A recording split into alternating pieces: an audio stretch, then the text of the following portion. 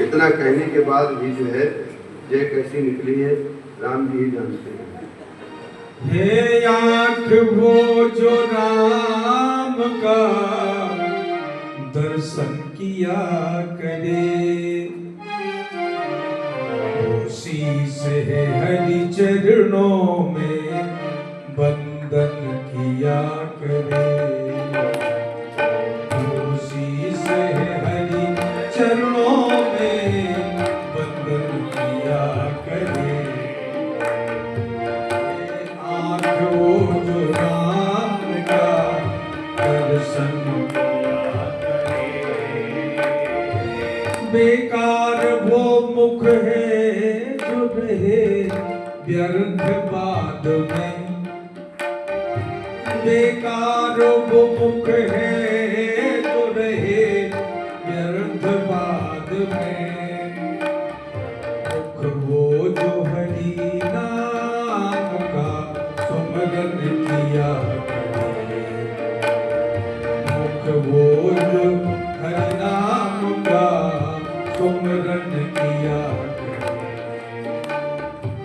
मरकर भी अमर नाम है उस जीव का जग में, मरकर भी अमर नाम है उस जीव का जग में। प्रभु प्रेम में बलिदान जो जीवन किया करे, हे आँख वो जो राम का दर्शन किया करे। वो हीरों के कणों से नहीं, हीरों के कणों से नहीं शोभा है हाथ की, हे हाथ वो जो नाथ का पूजन किया करे, हे हाथ वो जो नाथ का पूजन किया करे, हे आँख वो जो नाम का दर्शन किया करे। कोई भी पद बनाया है गोस्वामी तुलसीदास जी ने अनुवाद किया है, साओ करो नो कुरुते सफलयाम। और कंकण से हाथ शोभा के पात्र नहीं, शोभा के पात्र वो हाथ है जिन हाथों से आप भगवान की सेवा कर रहे हैं, जिन हाथों से भगवान की सपर्या की जा रही है उनके लिए हम, यहाँ तक कि सभी इंद्रियों का विनियोग भगवान की सेवा में होना चाहिए, ऐसा यहाँ पर वर्णन किया गया है। परीक्षित जी महाराज के इन सुखदेव जी के इन वचनों को सुन करके और फिर परीक्षित जी महाराज सूत जी कहते हैं वही है वचस तत्व निश्चयात्मना। सुखदेव जी के वचनों को सुन करके उपधाय मतिम कृष्णे औत्तरीय सतिम विधा। अब जो है अभी तक तो योग की और मरणासन को क्या करना चाहिए ये सब बात हो गई। अब महाराज अब तो ठाकुर जी की दिव्य कथाओं में हमको आवाहन कराएं अवगाहन कराएं।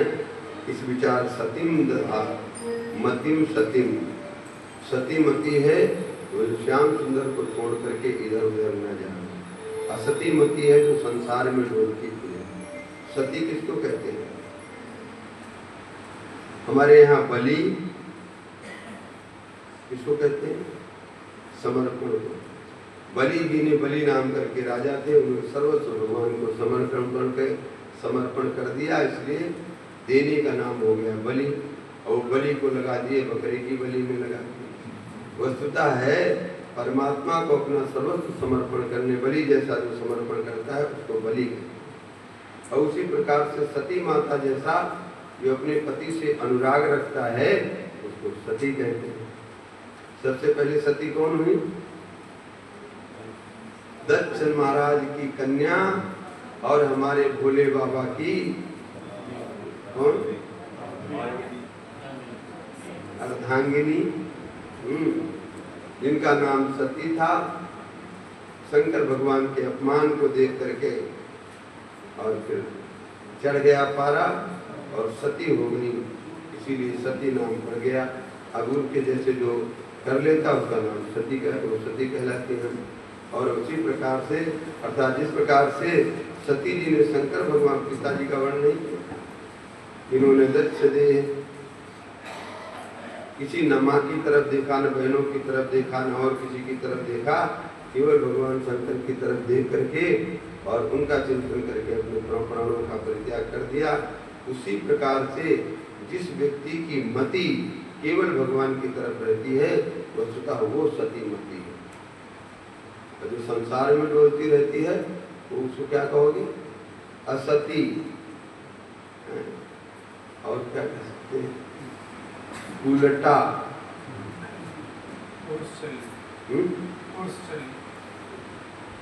उल्टा कहा जाता है उसको, असती कहा जाता है।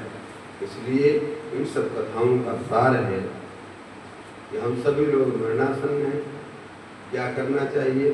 संसार के कृत्य तो प्रारब्धानुसार होते रहेंगे, और जो प्रारब्ध में होंगे तो आपके थोड़े परिश्रम से मिल जाएंगे, और प्रारब्ध नहीं होंगे तो रात दिन नाक रगड़ते रहो और प्रतिफल मिलता नहीं है। बोलो वृंदावन बिहारी लाल की जय। एक कुर्सी पे बैठा दिए हैं उनको, इसलिए आवाज नहीं निकल रही है। और इतना कहने के बाद फिर भी जयकारे में इतने में तो जो है कांप जाने से ऊपर वाले जो है गिर जाने चाहिए। अच्छा वो बजता है ना, क्या नाम ठाकुर श्याम के भजन में क्या लगाते? डीजे लगाते। इतने जोर से बजता है ऐसे हाथ पैर कांपने लगते, कलेजा जैसे ऊपर आ जाएगा। अभी हमसे एक सज्जन आए, बोले महाराज हम ठाकुर श्याम का सत्संग करते हैं, आपको वहाँ चलना है। हमने कहा देख भैया हम तो ऐसे, अब उनके बीच में वो तो बोलना हमारा पसंद करेंगे नहीं, तो हम तो ऐसा कुछ बोलूँगा जो उनको फटकारने वाली बात के अलावा हमारे पास कुछ और कहने है नहीं, तो आगे पीछे ले चलना। और हिंदू इतना सो गया है, मतलब फिर तो कल हमारी बात कल बहुत लोगों ने अनुमोदन किया, और कह दो तो जो खाटू श्याम वालों को बुरा लगता है। भैया इस प्रकार से करने से क्या आप समाज की रक्षा कर लोगे? ये कब तक करते रहोगे? कब तक तुम्हारी शक्ति है ये सब करने की? आज तो सब कुछ इतिहास हमारे सामने आ गया है कि संचार युग में सब कुछ रूप, कोई थोड़ी चेष्टा करे तो हमारे बहुत नहीं, सन 1947 के पहले से जो हुआ तो हुआ। 1947 में आज़ादी जिधर मनाई जा रही थी उधर क्या हो रहा है? उन जिन हाथों को आज़ादी का चस्का लगा, आज़ादी तो क्या थी, अपना पावर उनको दे दिया था तो वो मौज करो, उनके चले। और वो जो कबूतर उड़ाने वाले ध्वज फहरा रहे थे, कुछ कह रहे थे, और उधर हिंदू कितने कट रहे थे। तो लोग कहते हैं कि आज़ादी कैसे मिली है? बिना खड्ग बिना ढाल साबरमती के संत तुमने कर दिया कमाल। हम लोगों को बचपन में यही गवाया गया, परंतु आज उस साबरमती के संत का कमाल देख रहे हैं कि देश कितने पाकिस्तान के रूप में परिणित हो चुका है। अगर हिंदू नहीं समझा तो कोई जरूरी नहीं कि ये जगह सुरक्षित रहे। कलकत्ता में जो कुछ हुआ था, हिंदू बहुल एरिया था, सत्ता में आने के बाद दुखी है वो क्या है, एक संडे करके है, एक दिन में उसने पूरे प्रोग्राम बना करके पहले से आज इस दिन, जिस दिन अभी भी गया था एक झगड़ा हुआ था, जिस दिन मोहम्मद साहब ने वो करबला में कहाँ पर जो है तमाम सारे जो है मूर्ति पूजकों को मार करके और इस्लाम का झंडा खड़ा किया था, उसी दिन को चुन करके और 2 दिन में हजारों की संख्या में, हजारों तो तीन के बाद ही हजारों हो जाते हैं, मने लाखों में गया होगा हिसाब किताब। कितनी को नालियों में डाल दिया गया, कितनी को गंगा जी में फेंक दिया गया, कितने और कितने पलायित हुए, कोई बचाने वाला नहीं था। जो साबरमती का संत, अहिंसा का पुजारी, और वो अहिंसा आप लोगों के अंदर इतनी भर गई है कि अहिंसा परमो धर्मा, अहिंसा परमो धर्मा। अरे भैया, अहिंसा परमो धर्मा नहीं है, ये अहिंसा की सुरक्षा शस्त्र कर रहे हैं। जिसके पास शस्त्र होते हैं वही अहिंसा का पुजारी हो सकता है। निहत्था आदमी अहिंसा का पुजारी नहीं हो सकता है। और केवल अहिंसा का गीत गाने वाला देश की रक्षा नहीं कर सकता है। देश की रक्षा जितने नालायक लोग हैं, गांधी के पुजारी, वो कितनी बड़ी फौज फाटे के सुरक्षा गार्ड में चलते हैं। वो गांधी का पिल्ला एक है, उसकी भी वही सुरक्षा मिली। जो देश की मैंने देश कहाँ जा रहा है, देश आज कितना उन्नति किया है। इस देश में कोई बंदूकें नहीं बनती थी, वो भी विदेश से लाई जाती थी, कारतूस भी विदेश से लाए जाते थे। आज वहाँ पर जो है रफाल कौन से मिसाइल जो है, और वो कौन सा यार ब्रह्मोस जैसी मिसाइल दुनिया मांग रही भारत से कि उनको दे दे। इनको अंधों को दिखाई नहीं दे रहा है। और उन अंधों के साथ में उनका गीत गाने वाले और गांधी के पिल्लों का गीत गाने वाले, तो पिल्ले इस प्रकार से देश को बर्बाद कर रहे हैं। इनको अगर समझोगे नहीं, आज मैं व्यासपीठ से कह रहा हूँ, क्यों कह रहा हूँ कि हमारी पीड़ा है, हम जानते हैं कि देश कहाँ जा रहा है। और इन नालायकों को कह दो, अच्छा चलो तुम बड़े भारी अहिंसा के पुजारी हो, उनके बीच में मकान लेकर के रहो, रहेंगे कोई?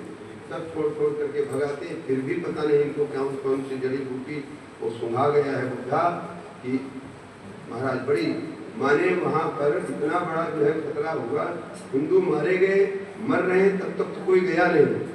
फिर वहाँ पर एक व्यक्ति था, गोपाल मुखर्जी नाम था, और उनके बंगाल में तो सब मांसाहारी मछली बेचने खाने वाले रहते हैं, उसका व्यापार था। उन्होंने ऐसा संगठन बना रखा था सेवा के लिए। सेवा वाले संगठन के लोगों को सक्रिय किया, और फिर देखिए सनातन की, फिर भी उस बुढ़े को अकल नहीं आई।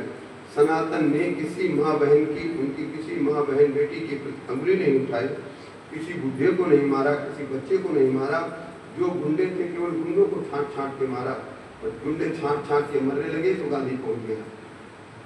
गोपाल बैठा है, छोड़ दिया। अहिंसा हमारा धर्म है।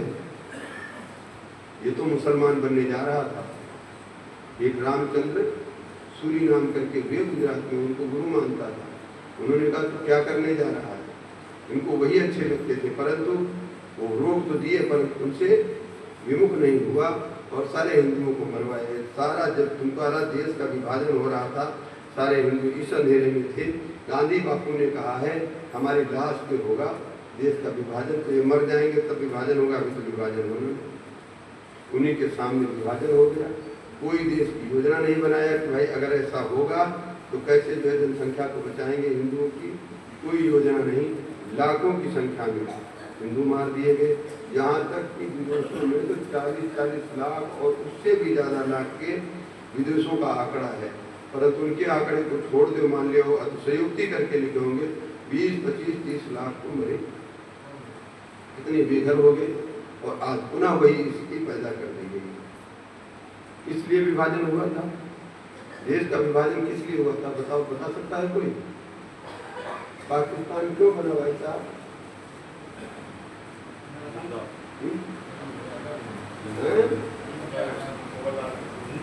धर्म के आधार पर हिंदू और मुसलमान एक साथ नहीं रह सकते, इसलिए विभाजन। हिंदू मुसलमान एक साथ नहीं रहते, इसलिए विभाजन होता है। और हिंदू नापाक है, मुसलमान पाक है, इसलिए पाकिस्तान बना। और कुछ नाम नहीं रख सकते थे, पाकिस्तान बना। जो व्यक्ति आपको नापाक मालूम है, उन नापाकों के बीच में तुम क्यों रहे?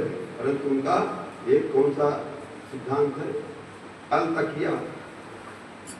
तो कहते हैं कि हिंदुओं से दोस्ती नहीं रखना, हिंदुओं से ये नहीं करना, परंतु अल तकिया का सिद्धांत है कि अपना काम बनाने के लिए तुम तिलक भी लगा लो, काम बनाने के लिए कलवा बांध लो, काम बनाने के लिए जो कुछ करना पड़े। इनको माने ठग विद्या, जैसा कुछ करना करे सब करो, सब कुछ हो रहा है, फिर भी हिंदू आंख बंद किए पड़ा है। हमको तो अफसोस होता है कि मोदी जी से भी शायद ये आवाज़ चली जाए। जितने हिंदुत्ववादी नेता हैं, वो डंके की चोट पे ये कह सकते हैं, वो भी कह सकते हैं आपके संघ के प्रमुख कि कौन से मुसलमान के किस जुलूस पे हिंदू ने एक कंकड़ मारा है। आज तक का इतिहास कोई बता है, कोई बता देगा आपको मालूम होगा? तो तुम दावे के साथ क्यों नहीं कह सकते हो? और तुम्हारे जहाँ भी रामनवमी की शोभा यात्रा निकल रही है, गणेश विसर्जन निकल रहा है, दुर्गा जी का विसर्जन हो रहा है, कोई भी शोभा यात्रा, हनुमान जी का ध्वज निकल रहा है, उनके एरिया में गए तो आप बच के नहीं आ सकते। और आपके एरिया से बड़े जो है धमाके से जाते हैं, आप कंकड़ी तक नहीं मारते। ऐसी प्रजाति और ऐसे लोगों के इतने हिजड़े हो गए हैं इनके लोग कि अपनी इस बात को कह भी नहीं सकते हैं। कौन बचाएगा तुमको? जो गांधी का सिद्धांत था, हम इनको मिला लेंगे, हम इनको मिला लेंगे, पुचकार करके, वही आज हमारा सिद्धांत है। भैया ऐसे देश बचने वाला नहीं है। और कैलाश जी आपको पुरजोर, आप उस संस्था के सदस्य हैं, आप जैसों को पुरजोर ढंग से कहना चाहिए कि नेताओं को कहो, विश्व को सुना करके डंके की चोट पे कहें, कोई भी हिंदू ने कहीं पर कोई झगड़ा किया हो तो बता दीजिए। अगर कहीं पर कुछ हुआ है तो प्रतिकार के रूप में हुआ है, और जो समाज प्रतिकार नहीं कर सकता है उसको जीने का अधिकार नहीं है। अधिकार मांगेगा भी तो जी सकता नहीं है। जो प्रतिकार करने की देखो बोले कथा करूंगा, ये बातें मुझको ठीक है।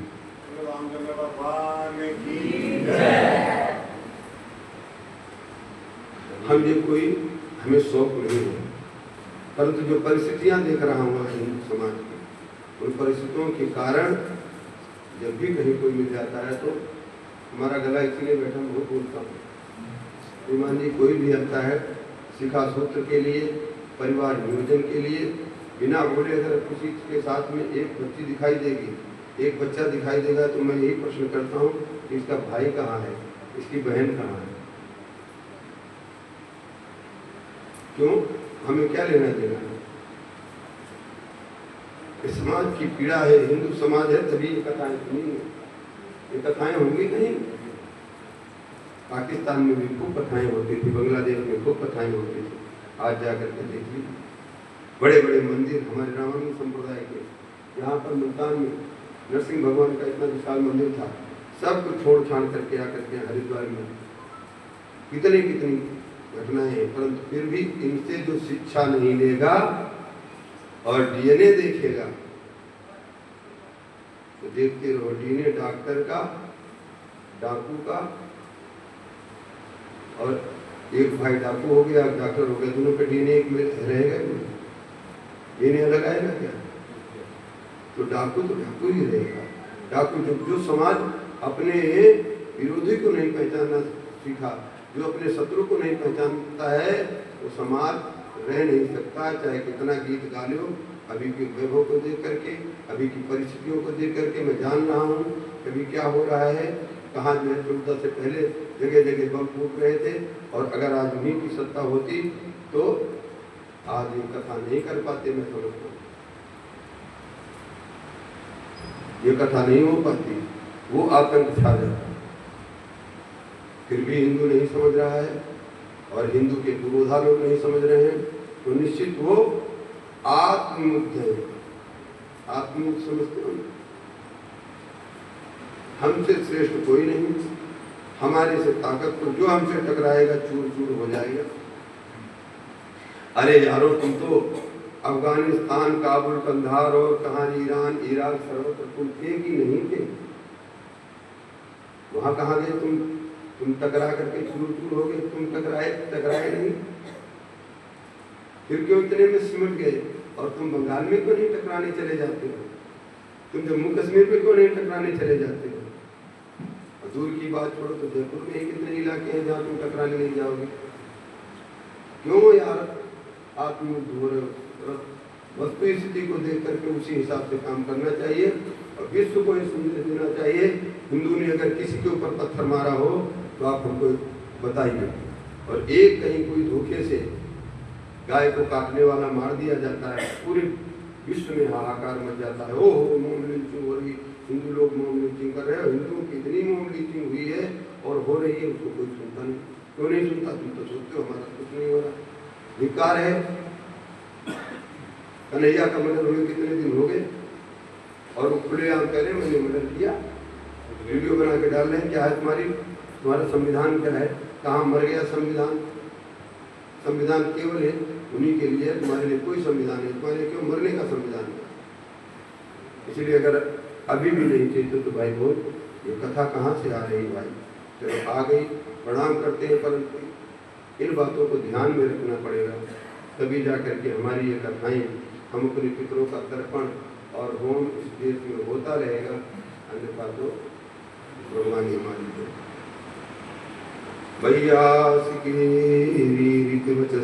सम्यात्मना उपधारमतिं कृष्ण औतरेय सतिमेवा।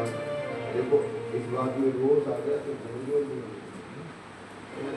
क्या बताऊं, हमको भूलना नहीं चाहता हूँ। हरे राम राम राम हरे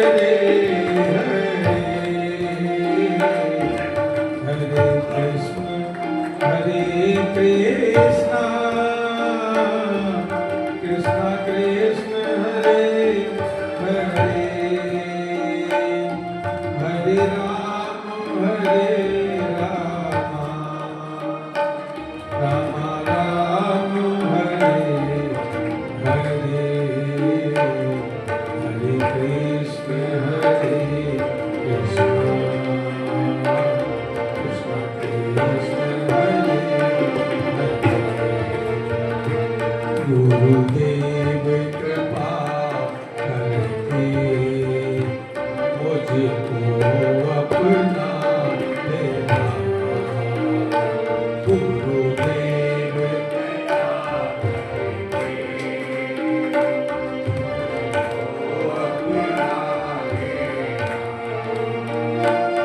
मैं शरण पड़ा तेरी, मैं शरण पड़ा तेरी, चरणों में जगह देना, गुरुदेव कृपा करके मुझको अपना लेना, गुरुदेव कृपा करके मुझको अपना लेना। मैं शरण पड़ा तेरी, चरणों में जगह दे मुझको अपना लेना। ये बात आपके नाम से आई थी। अब हमने सोच लिया है कि जहाँ जाना है वहाँ ऐसे बोलो, कोई नहीं बुलावे तो बढ़िया, अपने पीछे से आप बैठे राम राम तो करेंगे।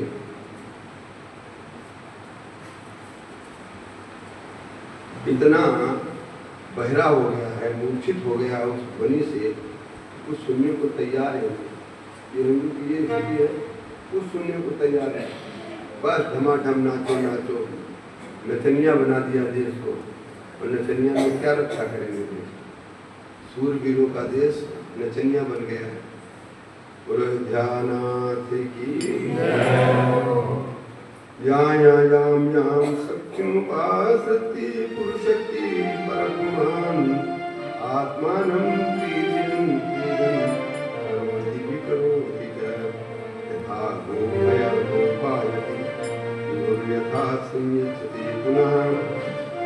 आप प्रभु हमें ये सुनाइए, ठाकुर जी कैसे सृष्टि की रचना करते हैं, कैसे इसका पालन करते हैं और कैसे संहार करते हैं। आत्मानं क्रीडयन् क्रीडन् एको हम बहुश्यामा एकाकी न रमते। कोई आदमी अकेले कुछ खेल तमाशा नहीं खेल सकता है, उसको कुछ न कुछ खेलने का साधन चाहिए। तो दो हो गए, एको हम बहुश्यामा बहुत हो गए, तो स्वयं खेलते हैं। वस्तुतः अब इस बात को देखा जाए तो इतना आनंद आ जाएगा कि हमारे साथ जो कुछ हो रहा है ठाकुर जी कर रहे हैं। आत्मानं क्रीडयन् क्रीडन्, स्वयं खेल रहे हैं और स्वयं खिला रहे हैं। ऐसे वो सब कैसे कर रहे हैं इसके बारे में सुनाओ।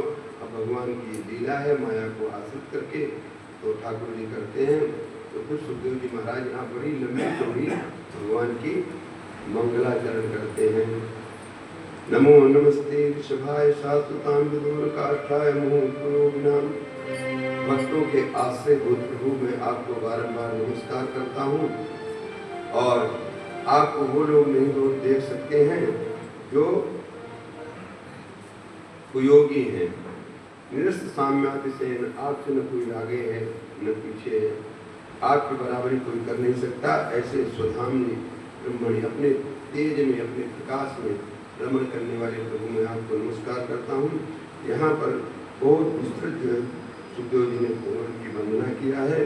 नमस्तस्मै भगवते वासुदेवाय वदसे कपूर ज्ञानमयम सौम्य जन्मुखाम गुरुभाषोम। उन ठाकुर जी को मैं नमस्कार करता हूँ, वासुदेव को, जिनके मुखाम मुझसे निकले। भागवत कहाँ से निकली? भगवान के मुख कमल से निकले। भगवान ने ब्रह्मा जी को दिया, ब्रह्मा जी ने नारद जी को दिया, नारद जी ने व्यास जी को दिया। उन सबको नमस्कार करते हुए देव देव नमस्कार। सृष्टि का वर्णन नारद जी करते हैं। नारद जी पहुंच गए ब्रह्मा जी के पास। तद विजानामि विजानी यज्ञानम आत्मतत्व निरसनम यद रूपम अधिष्ठानम यथा पृष्ठमिदम। और ब्रह्मा जी से कहते प्रभु कैसे कैसे संसार की रचना हुई है इसके बारे में हमें बताइए। तो ब्रह्मा जी भगवान की महिमा का गान करते हैं। तस्मै नमो भगवते वासुदेवाय धीमहि। मैं उन परमात्मा को नमस्कार करता हूँ जिनकी माया से मोहित होकर के लोग हमको कहते हैं जगत गुरु। ब्रह्मा जी सृष्टि के बनाने वाले हैं, वसुता बनाने वाले वो हैं। एक प्रकार से ठाकुर जी ने सृष्टि का रचना किया है। विराट पुरुष की स्थिति का वर्णन किया गया है और भगवान की लीला कथाओं का अवतारों का इसमें भी वर्णन किया गया है। और उनमें जब भगवान इस पृथ्वी पे सुरेतर देवताओं, सुर माने देवता और असुर माने दैत्य, माने देवताओं से विपरीत जो है उनको असुर कहते हैं। जब उनकी शक्ति बढ़ जाती है उनको समन करके ठाकुर जी जब जब हो धर्म की हानि बाढ़े असुर धूमवानी आकर के सबका संहार करके और यथा स्थिति में लोगों को स्थापित करते हैं। श्रवता श्रद्धया नित्यम गुणतस्य गणतस्य सुचेषितम कालेनातीर्घेण भगवान दिशते रही। और फिर इसी क्रम में भगवान की माया बड़े को मुझसे ईश्वर से अनुमोदित। ये भगवान ने अनुमोदन किया है कि हमने मैं जो लीला कर रहा हूँ ना, इन लीलाओं को लीला भगवान कैसे करते हैं? अकेले अकेले तो कर नहीं सकते हैं। माया देवी को साथ में लेते हैं, माया देवी के साथ में आकर के भगवान लीलाएं करते हैं। चाहे किशोरी जानकी जी हो, चाहे श्री राधा रानी हो, रुक्मिणी जी हो, इन सबके साथ में जो जो लीलाएं करते हैं और उन लीलाओं को जो गाएगा तो माया, कौन सी माया? दो प्रकार की भगवान की माया है। एक तो माया है जो सारे संसार को नचाती है और एक माया है जो संसार के नृत्य से छुड़ा करके भगवान के चरणों में ले जाती हैं। ऐसी श्री पुरस्कार रूपा पुरुषार्थ रूपा श्री किशोरी जी हैं और इनके सारा गुणानुवाद करते हुए जो श्रद्धापूर्वक इनकी लीला कथाओं को सुनता है वो माया के बंधन में नहीं पड़ता है। कहते हैं श्रृणवता श्रद्धया नित्यम। और फिर सुनने के, अब यहाँ कई लोग तो आए होंगे, ऐसे भी आ सकते हैं, मन तो नहीं लग रहा होगा, परंतु क्या करें, अब बुलाया है रवि ने और तो बैठना ही पड़ेगा। हो रहा है अच्छा, कहीं कुछ लोग हैं कि नहीं? क्यों उठाएंगे हम हाथ क्यों उठवाने नहीं जानता हूँ फालतू जो है। तो श्रद्धया श्रवण श्रद्धया नित्यम, ये नित्य जो भगवान की कथाएं सुनेंगे तो कालेन नाति दीर्घेण, बहुत समय नहीं लगेगा। कैलाश जी, श्रद्धा पूर्वक भगवान की कथा सुनने से समय नहीं लगता है। आगच्छ ओह आगच्छ महाभागा आसनं समनं कुरु।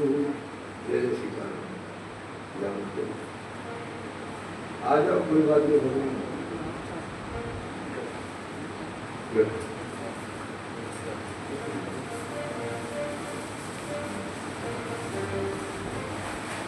भगवत प्राप्ति में बहुत देर की सुखदेव जी कह रहे हैं,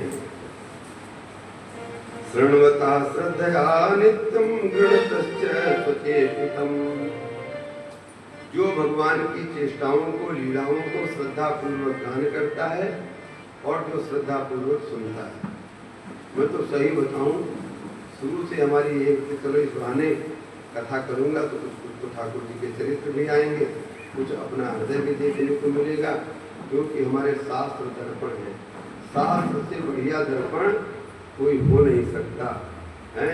वो तो बाहर वाला दर्पण जो है ना, तो बाहर का जो है दिखाएगा, भाई तिलक ठीक नहीं किया है, काजल सही नहीं लगाया है, बिंदी सही नहीं लगाया है, वो यही दिखाएगा।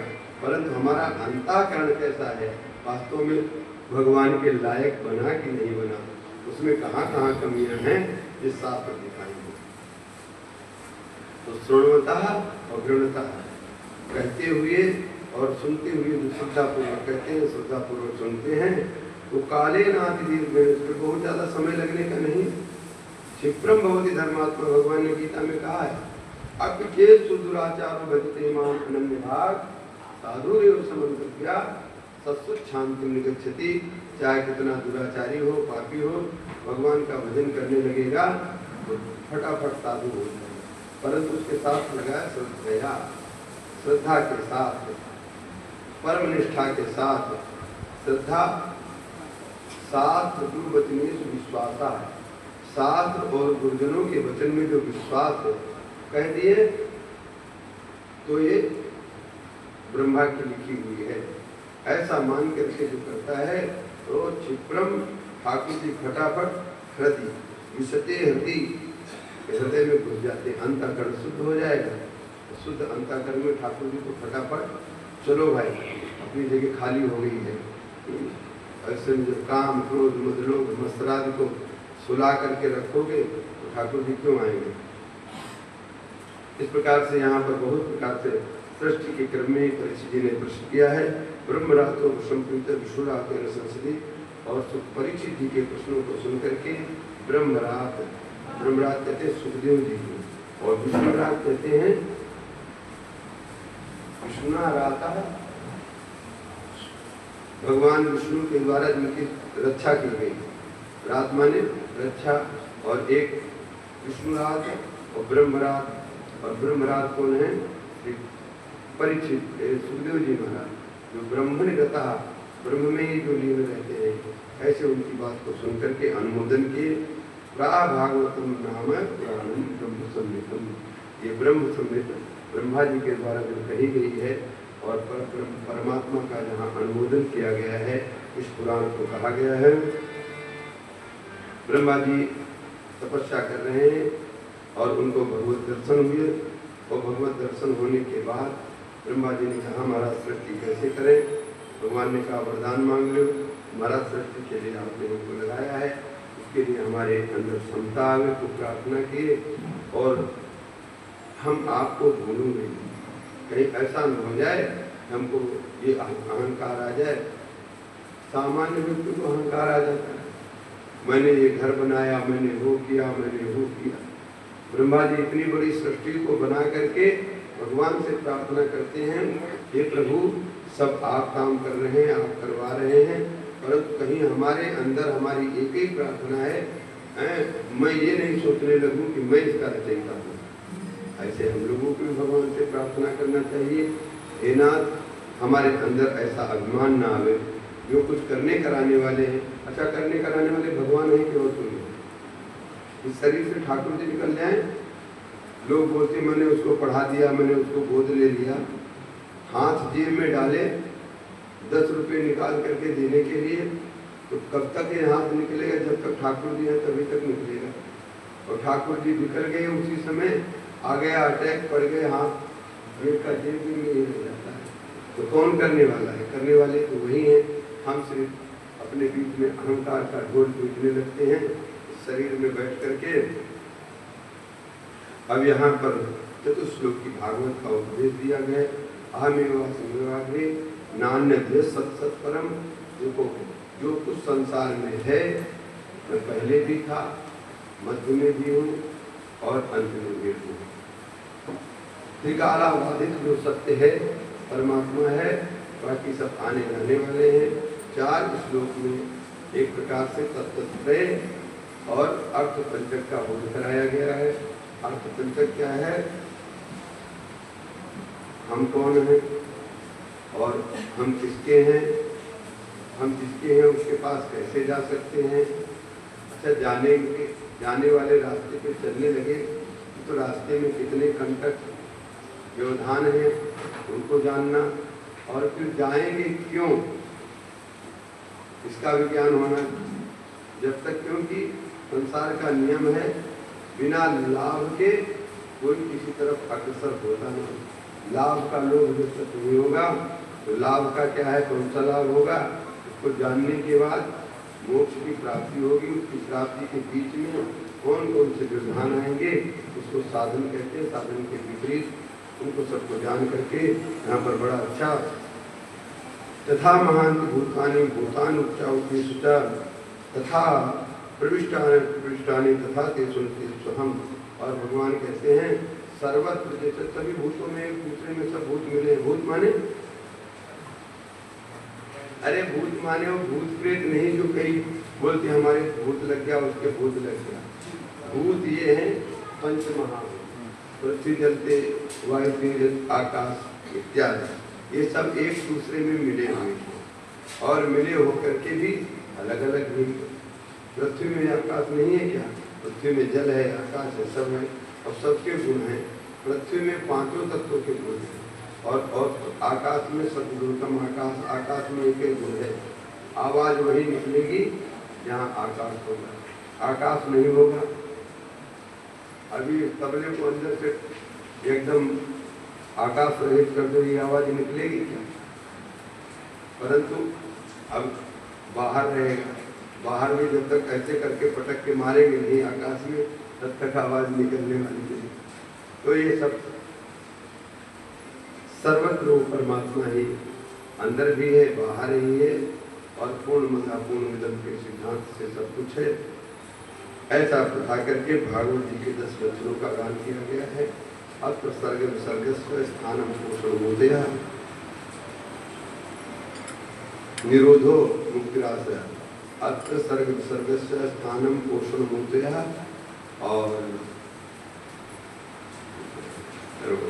और स्थानम पोषणोदय मनवंतर ईशान कथा। और मनवंतर और मनवंतरों के बाद में भक्तों की कथाएं हैं और निरोध और मुक्ति और मुक्ति के आश्रय। आश्रय तत्व, इन 10 तत्वों का वर्णन किया गया है। 12 स्कंद हैं, 10 स्कंदों में एक एक सर्ग विसर्ग ये सब लीलाएं हैं। तो हम सर्ग लीला को सुन लिए। अब विसर्ग लीला में अभी राम जी अभी तो सर्ग लीला चालू होने जा रही है। तृतीय स्कंद से भागवत जी की लीलाएं चालू हो रही। तो सीता रामचंद्र भगवान की जय। श्री सुखदेव जी महाराज कहते हैं, राजन जिस प्रकार से आपने प्रश्न किया है ऐसा ही प्रश्न मैत्रेय जी से विदुर जी ने किया था। हित्वा सग्रह मत। विदुर जी का घर बड़ा समृद्धशाली है, लेकिन अपन तो सुनते हैं भगवान विदुर की कुटिया में गए थे, कोई महल में नहीं गए। अस्तु विदुर जी महाराज हस्तिनापुर जैसे साम्राज्य के महामंत्री थे, तो महामंत्री का भी बंगला रहा होगा, परंतु भजन तो प्यारे कुटिया में ही होता है। इसलिए गंगा जी के किनारे अपनी कुटी बना करके रहते थे विदुरानी जी, और यमुना जी है ना वहाँ, और उनके साथ में विराट भजन करने के लिए अपना अलग बना रखते थे। इसीलिए अपने घर में भी वह महल में बनाते, तमाम राजनीतिक आते, ऐसा वैसा सब प्रकार के काम होते। इसलिए साधन के लिए तो कोई स्थान होना चाहिए। और विदुरानी जी ने कहा कि मैं यहाँ नहीं रहूंगी। विदुरानी जी की इच्छा से कुटिया बनी है। ऐसे अगर घरवाली भक्त हो जाए तो महाराज आराम से देवता लोग भक्त हो जाएंगे। और नहीं तो वर्तमान में ऐसी कथाएं हैं, ऐसी ऐसी भक्ता हुए हैं और पति तो बिल्कुल क्या नाम था, अंगद नाम करके भक्त हुए हैं, और भी कई भक्त हुए हैं, और उनको कथाओं को सुनाने लगूंगा तो भागवत जी की कथा ही रह जाएगी। तो ऐसे ऐसे भक्त हुए हैं कि पत्नी के कहने से तो साधु सेवा भी चालू कर दिए, भगवान की भी सेवा चालू कर दिए, और इतना मन भगवत भक्ति से ओतप्रोत हो गया कि अब उनको कोई अच्छी चीज मिल जाती है तो सोचते हैं भगवान को अर्पण करो। ये अभ्यास से होता है। हम लोग भी सोचते हैं, अच्छा ये बताओ, हाथ उठाना, बाजार में जाते हो तो आपके बेटे को या आपकी बहू को जो अच्छी चीज पसंद है उसको देख करके भगवान की याद आती है कि बहू बेटे की याद आती है? बताओ भाई, सही सही बोल रहे हैं, इसलिए बहुत बहुत साथ हुआ है। भगवान की याद आवेगी, ओहो ये तो बहुत बढ़िया, चलो ठाकुर जी को भोग लगाएंगे, भले वहां से ले आएंगे, फिर अरे रुक जाओ थोड़ा, ठाकुर जी को जो वैष्णव है वो तो ठाकुर जी के पास ले जाएंगे, परंतु पहली याद उनको आएगी। अब बोलो ये अभ्यास हो जाए, हमको तो जो भी अच्छी चीज है भगवान के लिए, बाकी भगवान ही याद आएंगे। क्योंकि आम में तो याद तुम्हारे ही आएगा, आम तो तुम्हारी बहू के आएगा, बेटे के आएगा, भगवान को याद करने का अभ्यास कर ले, बस हो गई भक्ति। और फिर ठाकुर जी आके पीछे पीछे चले, बोलो वृंदावन बिहारी, ऐसे कर रहे हो, जय बोलो, इधर से आवाज नहीं आ रही है। कई महात्मा लोग बड़े जो है भक्तों से भजन कराना जानते हैं, तो देखो कहेंगे अच्छा देखो भाई तुम माताएं बोलेंगी पहले, और देखते हैं कौन जीतेगा, तब कंपटीशन पे पट्टे टक्कर ले लेते हैं, और नहीं तो मुर्दा जैसे बैठे रहते हैं। चलो आज हम इस बार हम ही कर लेते हैं, गुरु अयोध्यानाथ की जय। अब इधर का नंबर है, गुरु वृंदावन बिहारी लाल की जय। प्रकाश की आवाज आई,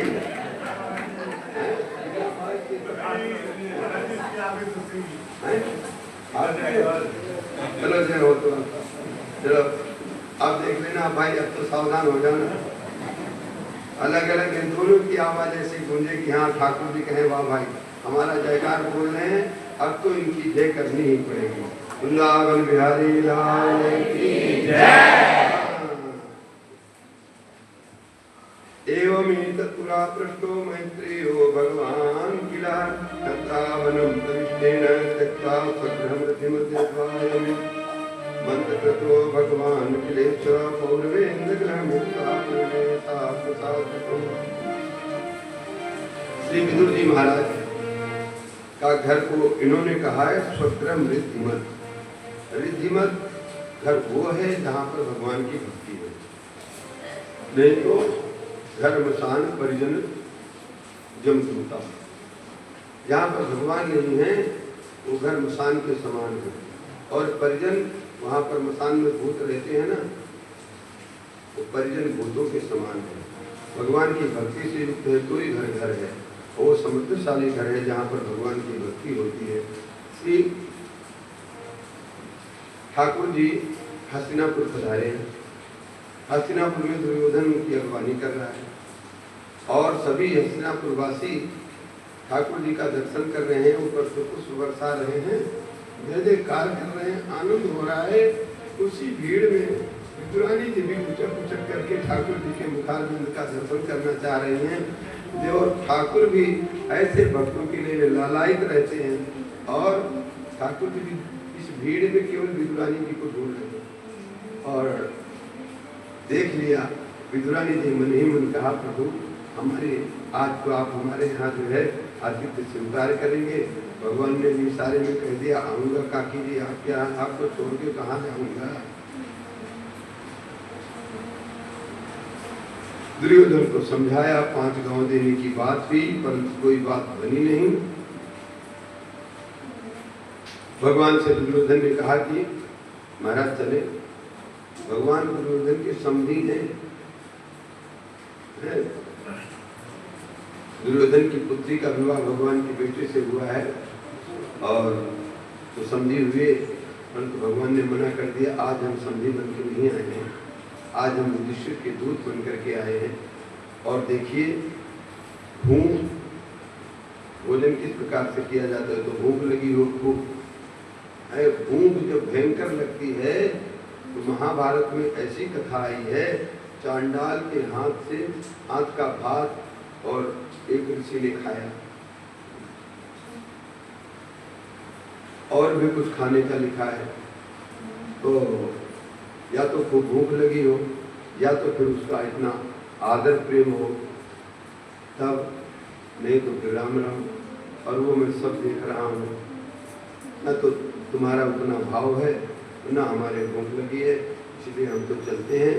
भगवान अपने रथ पे बैठे, या तो पैदल भी चले गए होंगे, रथ नहीं थे, रथ नहीं तो व्यवस्था कर रखा है ना वहाँ सारी। ठाकुर जी चले गए विदुर जी के दरवाजे पे और कुंडी खटखटाए। विदुर महामंत्री हैं, उनको सारी व्यवस्थाएं देखनी पड़ेंगी और देख करके फिर सोचेंगे चलो अब चलते हैं। उनको क्या मालूम श्रीमान जी पहले पहुंच जाएंगे, इतने नालायक थे। ठाकुर जी जो कुंडी खटखटाए और काकी इस शब्द का उच्चारण किए और ये जानी पहचानी ध्वनि सुनते मृतक जियावन गिरा सुहाई, समाधि लग गई, सब भूल भाल गई। और तत्क्षण आकर के दरवाजा खोलती हैं। संत जन कहते स्नान कर रही थी, भगवान ने उनके शरीर पर अपना दुपट्टा डाल दिया और बोले काकी को भूख लगी है, बड़ी भूख लगी है। अब तो विदुरानी जी देखी थे पके पके केले रखे थे और केले उठा करके ठाकुर जी को पीढ़ी पे बिठा दी और बैठ गई नीचे, केला छील छील करके देने लगी। अब ज्यादा पका केला होगा और पूरा छिलका निकल जाएगा, तो बोलो हाथ में बचेगा क्या? केला का गूदा बचेगा क्या? केला का गूदा नीचे गिर जा रहा है, हाथ आगे बढ़ जा। ठाकुर जी मुझको का आस्वादन कर रहे, क्योंकि प्रेम की रीत भगवान के अलावा कोई जानत, प्रीत रीत रघुराई, उनके अलावा कोई नहीं जानता। विदुर जी आगे हैं, वो देखते हैं क्या हो रहा है। सारे केले की गिरी नीचे पड़ी है, छिलके साफ है, छिलके दिखाई नहीं दे रहे हैं। विदुरानी जी को पगला गई हो, क्या क्या खिला रहे हो उस माखन मिश्री को खाने वाले श्याम सुंदर को, हमारे प्रियतम को। अब उस समाधि की स्थिति से उठ करके देखिए, अरे राम राम, मैंने तो पढ़कर विदुर जी छील करके वो देने लगे। ठाकुर जी ने कहा अब वो स्वाद नहीं है। ऐसी बड़ी भावमयी स्थिति, ये घर कितना समृद्ध होगा। यहाँ पर ठाकुर जी बैठ करके भोग लगाएंगे और भोग लगा करके ठाकुर जी वहाँ पर बैठे होंगे, विदुर जी से वार्तालाप किए होंगे। ऐसी जगह हमको मिल जाएगी, हम उस जगह को छोड़ना चाहेंगे क्या? ऐसो स्वाद नवा में आओ, आज हरि आए विदुर घर पाहुना, आज हरि आए विदुर घर पाहुना, विदुर घर पाहुना, श्याम घर आऊना, विदुर घर पाहुना, श्याम घर आऊना, आज हरि आए विदुर घर पाहुना, आज हरि आए। केला लिया विदुर कर माही, केला लिया विदुर कर माही, गिरी देत गिरधर मुख माही, गिरी देत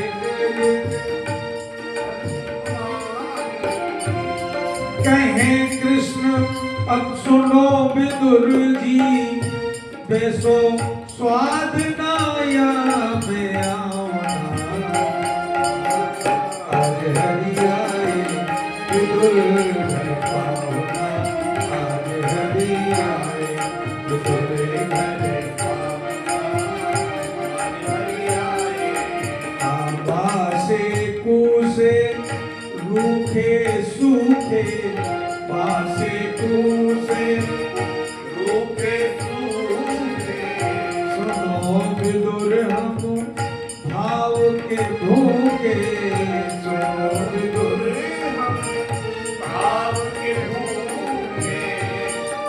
भाव का भूखा हूँ मैं और भाव ही बस सार है। भाव से मुझको भजे तो भाव से मेरा पार।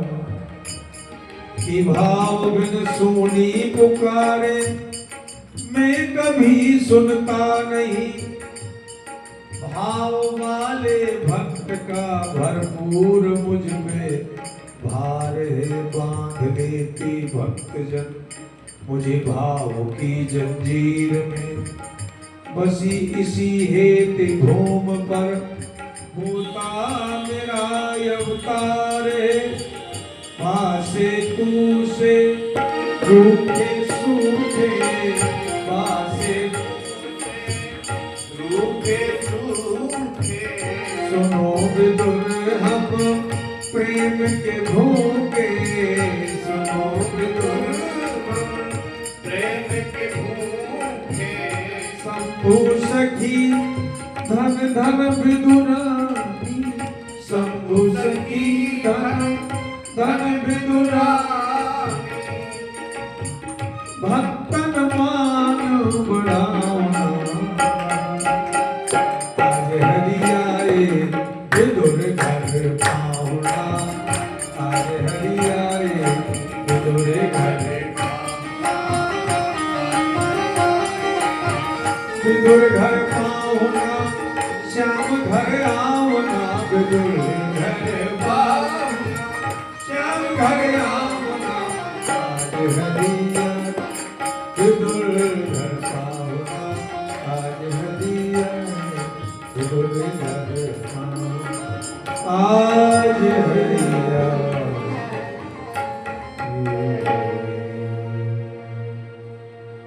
ऐसे घर को छोड़ करके विदुर जी चले गए हैं। क्यों चले गए हैं?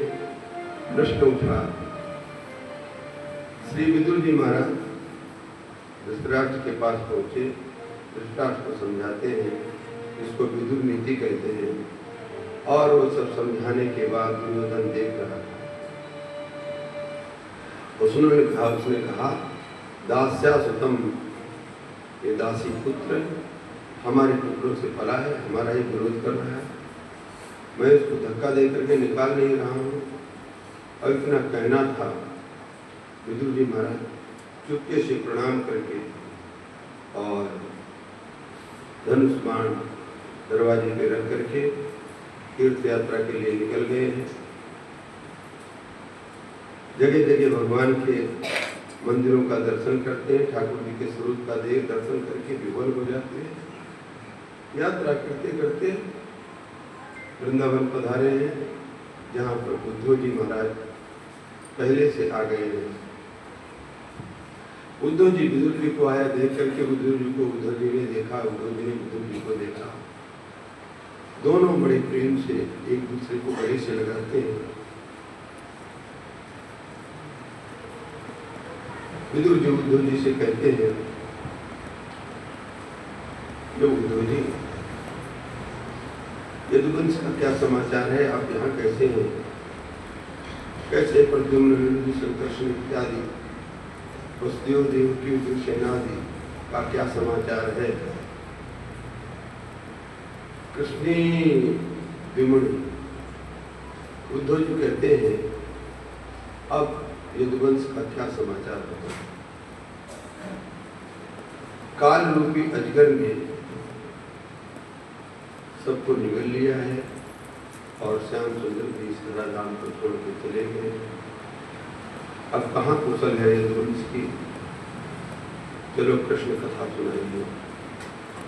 अब भगवान की बाल लीलाओं से लेकर के द्वारके पर्यंत की सारी लीलाओं को सुनाते हैं और दोनों बड़े प्रेम से भगवान की लीला कथाओं को कथन और श्रवण कर रहे हैं। प्रातः काल हो गया। उद्धव जी ने कहा, श्याम सुंदर ने जाते जाते हमको एकादश स्कंद के रूप में ऐसा ज्ञान प्रदान किया जिसके कारण ही आज मैं इसी स्थिति में हूँ और हमको उन्होंने आदेश दे दिया है बद्रिकाश्रम चले जाना। रास्ते में उनकी लीला भूमि क्रीडस्थली के दर्शन का लोग संवरित नहीं कर पाया, लोग रोक नहीं पाया, इसलिए यहाँ आ गया। चलो आपसे मिलन हो गया। उद्धव जी ने कहा, श्री विदुर जी कहने लगे उद्धव जी से, अगर आप हमको योग्य समझ रहे हो तो जो कुछ भगवान ने आपको सुनाया है वो भी हमें सुना दो। उद्धव जी आह्लादित हो गए, बोले बोले विदुर जी, इसके लिए हम नहीं किए, इसके लिए तो कोसा रवि मैत्रेय जी के लिए उन्होंने कह रखा है कि हमारा भक्त विदुर है, हे मैत्रेय जी ये सब बातें उनको सुनाना। इस बात को सुनकर के विदुर जी के अंदर कितना आह्लाद हुआ होगा। और विदुर जी ने देखा, अहो ठाकुर जी इस धराधाम को छोड़ते छोड़ते मुझे निष्किंचन को याद किए है, आत्मानम मन से चितम, हमको उन्होंने देखो कैसे स्मरण किया। और इस बात को का स्मरण करके उद्धव जी से विदा लेकर के और भगवान की मंगलमयी लीलाओं का चिंतन करते हुए जमुना जी के किनारे से चल दिए। विदुर जी के चले जाने के बाद भगवत विरह में उद्धव जी विफल होकर के रो रहे। जमुना जी के किनारे किनारे होते हुए गंगा जी के संगम से गंगा जी के किनारे किनारे होते हुए द्वारे दुर्द्या ऋषभ